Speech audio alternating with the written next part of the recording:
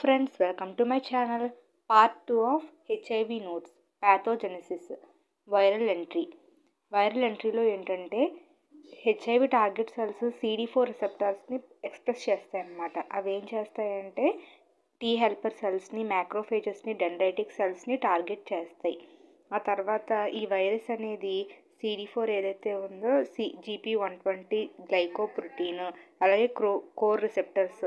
So ఈ వైరస్కి ఇవన్నీ ఉన్నాయి కదా, GP120 అలాగే కోర్ రిసెప్టర్స్, ఇవన్నీ కూడా హెల్ప్ చేసి ఏదైతే హోస్ట్ సెల్ ఉందో అందులోకి ఎంటర్ అయిపోతుంది అన్నమాట వీటి హెల్ప్తో. Viral replication. వన్స్ హోస్ట్ సెల్లోకి వెళ్ళిపోయిన తర్వాత ఇది ఏం చేస్తుందంటే వైరల్ ఆర్ఎన్ఏని డిఎన్ఏ కింద మార్చేస్తుంది. ఆ తర్వాత నుంచి సెల్స్ యొక్క డిఎన్ఏ అంతా మారిపోయి ఒకదానికొకటి డిస్ట్రక్షన్ అనేది బాగా మొదలవుతుంది అనమాట ఇక్కడ. సో చూసారు కదా, host cellular machinery produces new viral particles leading to cell death and further infection. So ఈ విధంగా సెల్ డిఎన్ఏ మారిపోవడం వల్ల సెల్స్ అనేవి డిస్ట్రక్షన్ అయిపోతూ ఉంటాయి. Immune system damage. గ్రాడ్యువల్గా CD4 టీ సెల్స్ మొత్తం డిప్లీషన్ అయిపోతూ ఉంటాయి.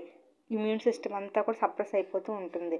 ఆ తర్వాత ఇది ఆపర్చునిస్టిక్ ఇన్ఫెక్షన్స్, క్యాన్సర్, ఈ విధంగా ఎయిడ్స్కి దారితీస్తుంది అన్నమాట. Clinical stages. ఇందులోని ఎక్యూట్ ఇన్ఫెక్షన్, క్రానిక్, ఎయిడ్స్ అనమాట. ఎక్యూట్లో ఏంటంటే సింటమ్స్ ఫ్లూ, తుమ్ములు లాంటివి, అలాగే హై వైరల్ లోడ్ అలాంటివి కనిపిస్తూ ఉంటాయి. క్రానిక్ స్టేజ్కి వెళ్ళేసరికి ఇంకా అసలు సిమ్టమ్స్ ఏమీ లేకుండా ఉంటుంది అనమాట. ప్రోగ్రెసివ్, ఎక్కువగా ఈ డిసీజ్ అనేది ఇంక్రీజ్ అయిపోతూ ఉంటుంది. తర్వాత ఈ ఎయిడ్స్ అనేది కౌంట్ ఇలా ఉంటుంది అనమాట. సో ఫస్ట్ ఏం జరుగుతుంది, exposure to HIV infection. Infection లేకపోతే ఓకే, ఇన్ఫెక్షన్ ఉంటే ఇది ఈ విధంగా ప్రొడ్యూస్ అవుతుంది అనమాట. Acute infection, persistent generalised lymphadenopathy. ఆ తర్వాత ఇది సిమ్టమాటిక్ ఏఆర్సి, ఎయిడ్స్, ఈ విధంగా మొత్తం అంతా జనరేట్ అవుతుంది. Okay, if you like the video please like, share and subscribe to my channel. Thank you for watching.